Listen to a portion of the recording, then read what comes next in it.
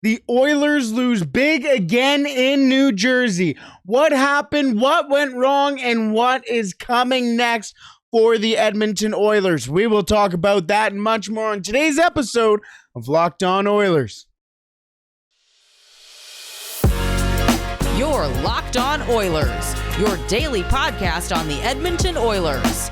Part of the Locked On Podcast Network, your team every day.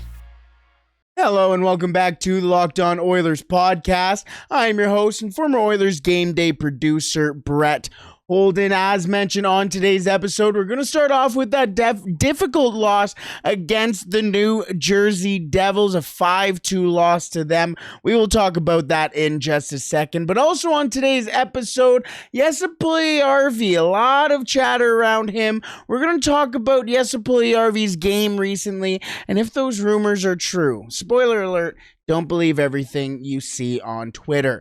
And finally, on today's episode, we're going to go through the good, the bad, and the ugly from tonight's game against the New Jersey Devils. I am your host, Brett Holden. Thank you so much for making Locked On Oilers your first listen every day. We are free and available wherever you find your podcasts. Alrighty, the Edmonton Oilers lose 5-2 in New Jersey as the Edmonton Oilers lose to the New Jersey Devils for the second time in 9 games, for the second time in this month. And the Edmonton Oilers did not look fantastic during it. As Jay Woodcroft said in his post-game interview, too many self-inflicted mistakes. And that is what cost the Edmonton Oilers. I mean, Stuart Skinner, I'm not going to lie, his worst game of the year. He didn't look good. And in this game, 23 of 28, an 8-2-1 save percentage in the game. And he didn't look good. But I want to talk about the Edmonton Oilers' consistency, as the Edmonton Oilers haven't won 2 games straight since the loss to the New Jersey Devils earlier this month, 18 days ago. So what's the issue? The consistency is obviously the issue, but where do you find your consistency? The last 9 games for the Edmonton Oilers have gone like this. Since November, I believe this was 3rd, the New Jersey Devils the Edmonton Oilers lost to the New Jersey Devils November 3rd, 4-3. Stuart Skinner was in net for that game. 39 saves on 43 shots, so you're allowing 43 shots there. A loss to Dallas the next game, a 6-2 loss where Jack Campbell stopped 30 of 36. A Washington 5-4 loss, Stuart Skinner 26 of 31 in that one. And then the Edmonton Oilers finally snapped that 3-game losing streak in Tampa Bay, 3-2, with a Jack Campbell fantastic game, probably his best game as an Edmonton Oiler, 35 of 37 in that one. And then a stinker against Carolina, 7-2 from Jack Campbell had probably his worst game as an Edmonton Oiler in that game. 25 saves on 32 shots. And then it became Stuart Skinner over the last couple of games. 4-2 win against Florida, 40 for 42 in that one. LA, a tough 3-1 loss, but a good game from Skinner there. 21 saves on 31 shots, and then a big win against the Vegas Golden Knights, 4-3 in that one. Skinner stopping 31 of 34. And then this one against the New Jersey Devils tonight, a 5-2 loss. Stuart Skinner, 23 of 28. Skinner in those 9 games, 2-4-0. And Campbell 1-2-0. The Edmonton Oilers 3-6-0.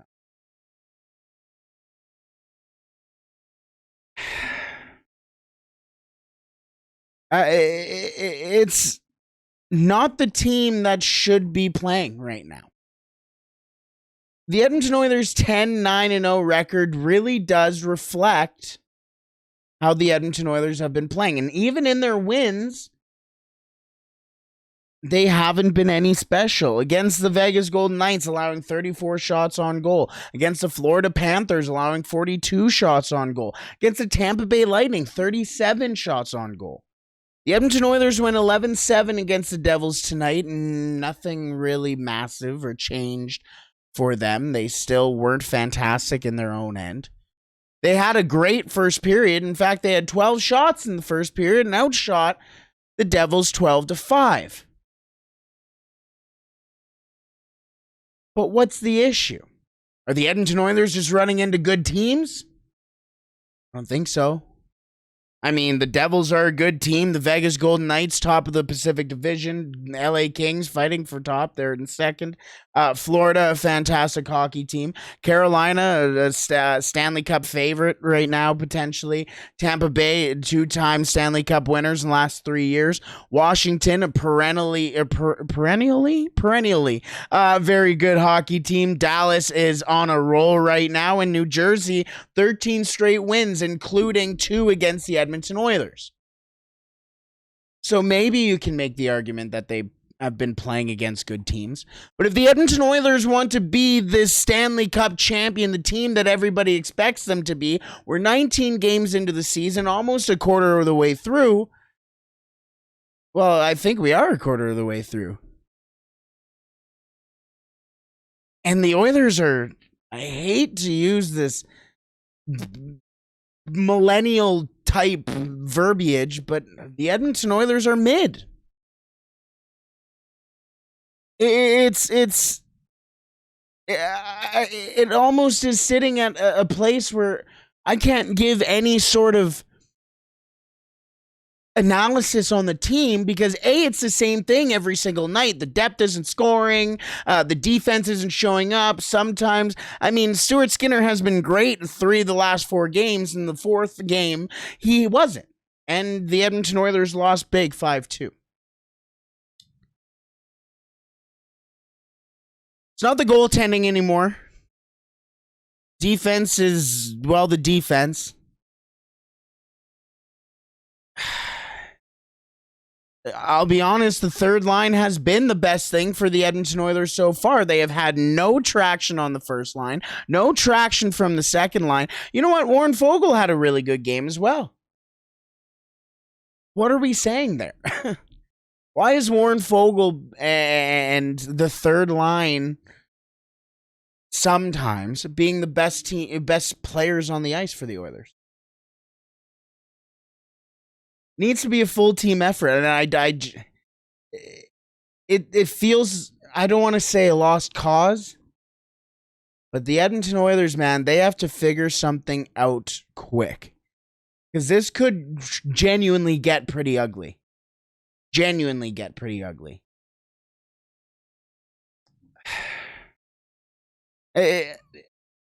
I'm sitting here genuinely dumbfounded as to what can happen. The Edmonton Oilers had a great first period, the better team in the first period.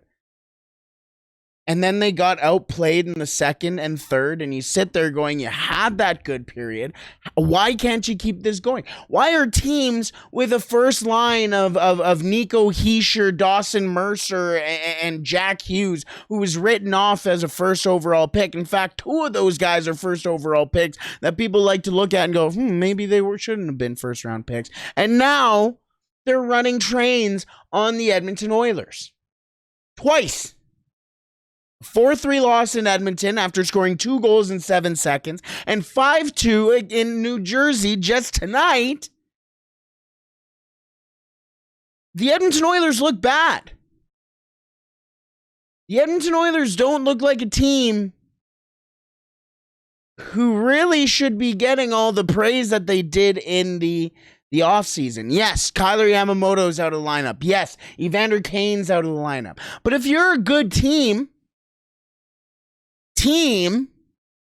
in general, that's the emphasis of the word, team, then that shouldn't really matter. Should it deter your game a little bit? Yes, because those are important players to your team. But the Edmonton Oilers don't look good at all. And they're going to be in it tough against another good New York Islanders, team who just got a big win against the Toronto Maple Leafs. And then you have to go up against another Stanley Cup favorite in the New York Rangers. Not good. Not good. Let's move on to a player who has been in some, let's just say, rumors recently. And like I said before, don't believe everything you see on Twitter. We'll move into the Jesse Puljujarvi talk in just a second. But first, today's episode is brought to you by SimpliSafe. Did you know that over the holidays, property crimes like burglaries and package thefts spike nationally? That's why our friends at SimpliSafe Home Security are offering 50% off their award-winning security system so that more families can feel safe and secure this holiday season. Order your SimpliSafe system for half off today and enjoy advanced security and greater peace of mind this holiday season. In an emergency, 24/7 professional monitoring agents use Fast Protect technology exclusively from SimpliSafe to capture critical evidence and verify the threat is real so you can get priority police response. 24/7 professional monitoring service costs less than $1 a day, less than half the price of ADT's traditional professionally installed system. With the top-rated SimpliSafe app, stay in complete control of your system anytime, anywhere. Arm or disarm, unlock for a guest, access your cameras, or adjust the settings. You can do it all on SimpliSafe's new app. Don't miss your chance to save big on the only security system I recommend. Get 50% off any new SimpliSafe system at simplisafe.com/lockedonnhl today. This is their biggest discount of the year, so don't miss out. Don't wait. That is simplisafe.com/lockedonnhl. There's no safe like SimpliSafe. I reach over for my notes here for the next period of today's episode, and we're talking about Jesse Puljujarvi. He has, over the last couple of games, been playing on that third line since being demoted from the first line with Connor McDavid. He has now been playing with Ryan McLeod and Klim Kostin, and genuinely at times over the last two games, they have been the best line for the Oilers. Jesse Puljujarvi has been throwing his body around, throwing some hits. He had a noticeable edge to him against the Devils and as well against the Vegas Golden Knights, and he really does get under people's skin quietly. And I get he needs to be scoring. He got an assist against the Devils. He got a point as well earlier on in the season, or a couple games ago as well, if I'm not mistaken. Let me find my notes. I believe it was against Florida. So, 2 points in the last 4 games for him. Not what a 4th overall pick should be producing, but either way, that's where we're at right now. And I've gotten messages. I have seen people go, is this the last time we see Puljujarvi on the ice in Edmonton? Come on. It's 2022. It's November of 2022. It's almost 2023. And we're still believing and trusting some random burner account somewhere out in the Netherlands or whatever. The Nether region. I don't want to call it the Netherlands, although a big win against Senegal today in the World Cup.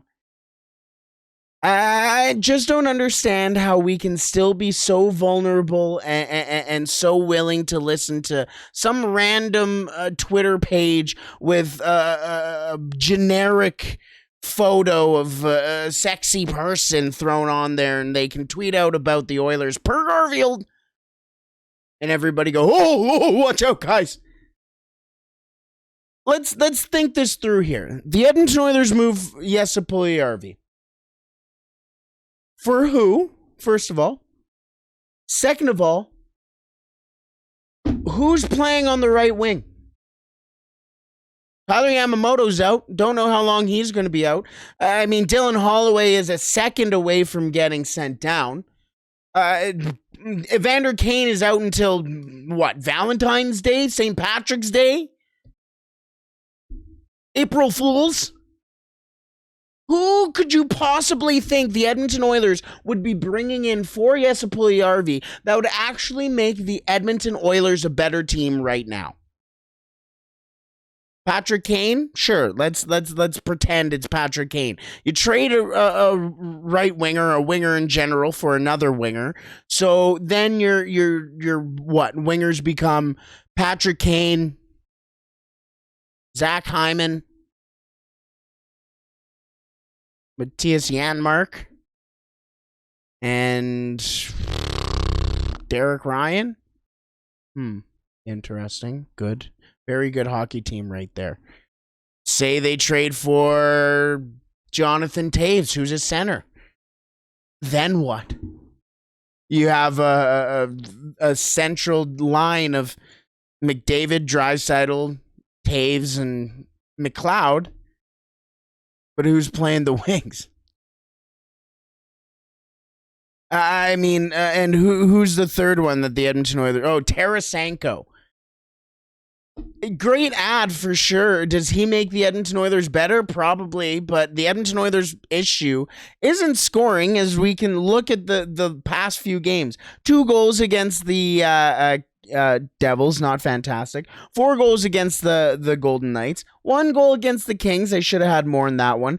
4 against the Panthers, 2 against the Hurricanes, almost called the Carolina Panthers again. 3 against Tampa, 4 against Washington, 2 against Dallas, and 3 against New Jersey. Realistically, if the Edmonton Oilers are scoring 3 goals in 1, 2, 3, 4, 5 of those 9 games, the Edmonton Oilers should be winning those games. But they're not. The Edmonton Oilers issue doesn't fall on Jesse Puljujarvi. And Jesse Puljujarvi right now, if you were to make a move with Jesse Puljujarvi in it, the Edmonton Oilers become a worse team because of it. I know you have so many people who love to hate Puljujarvi for absolutely no reason. And it's okay to admit you don't watch the hockey games. It's okay. It's okay to say, oh, I just caught the highlights. I understand. But if the Edmonton Oilers were to move Jesse Puljujarvi today, the Edmonton Oilers would not be a better hockey team. There's no way.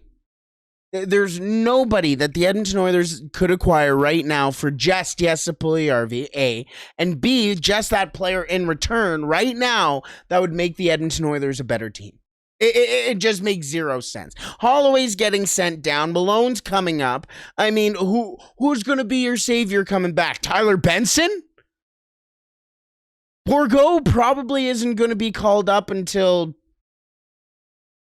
January at the earliest. If he is, if, and the biggest thing is if. Do you want to call up Seth Griffith, Luke Esposito? It doesn't make any sense. Why are we trusting and believing this all the time? Let's just take an ounce of a second to step back and look at the current team. And even if it is a Patrick Kane, you're losing a winger for a winger. It doesn't make you any better. I don't know. And especially because I think Jesse Puljujarvi has been playing well recently on that third line. Has been throwing the body, has been getting to the front of the net, has really been making it difficult on players. And the numbers don't always tell the full story. And I know a lot of people who like to look at the baseline stats and go, oh, well, yeah, I don't think so.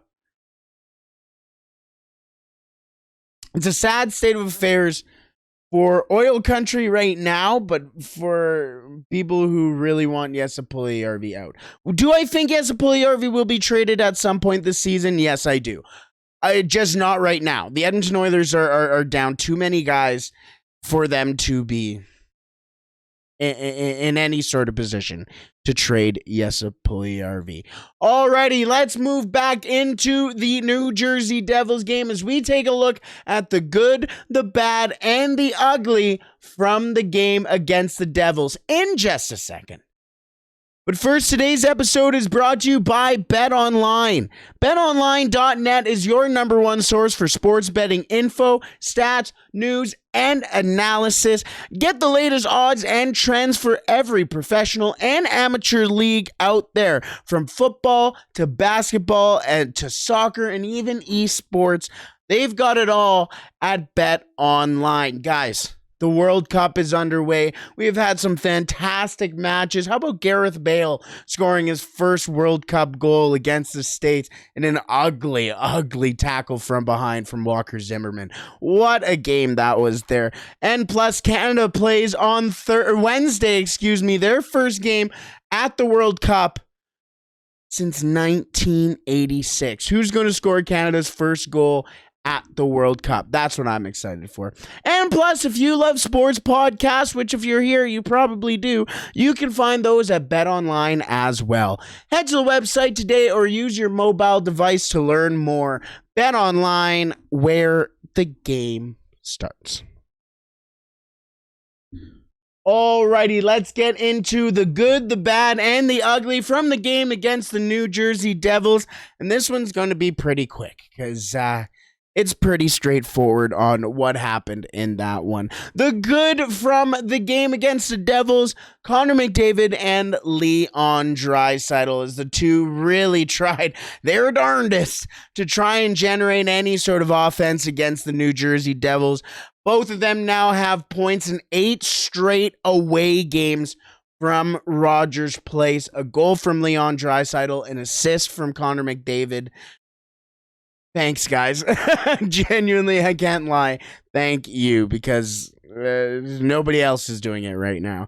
The bad from the Edmonton Oilers game against the New Jersey Devils. First time he's been on this list in a poor way, and that's Stuart Skinner. 23 saves on 28 shots, an 8.21 save percentage for him.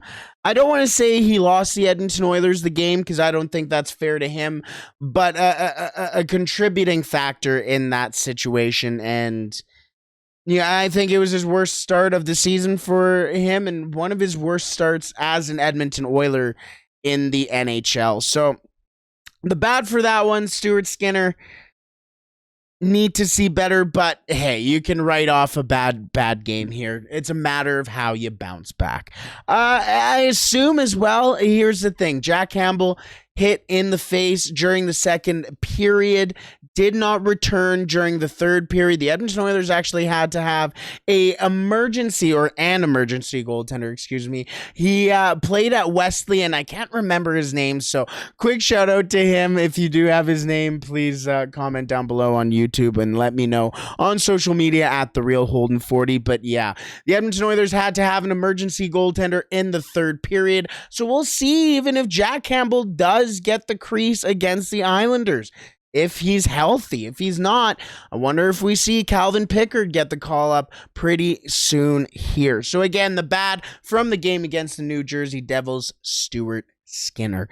And the ugly from the game against the New Jersey Devils, consistency. The Edmonton Oilers haven't won 2 straight games this season since the loss against the New Jersey Devils 9 games ago. The Edmonton Oilers have not found consistency since that loss and has really been jarring. The Edmonton Oilers have also not only won 2 games in a row since that game, but the Edmonton Oilers, as mentioned earlier in today's episode, 3-6-0 since that game. Not good. The Edmonton Oilers are more likely to lose in these last couple of games since that game against the New Jersey Devils than they are to win. The Edmonton Oilers need to turn it around. They need to find some sort of consistency soon, like ASAP. It's not good. So to recap once again, the good from the game against the Devils, Connor McDavid and Leon Draisaitl, as they get their 8th straight game with a point in it away from home. The bad, Stuart Skinner, as he saved 23 of 28 with a .821 save percentage. And the ugly, consistency for the Oilers, as they haven't won 2 straight games in 9 attempts so far.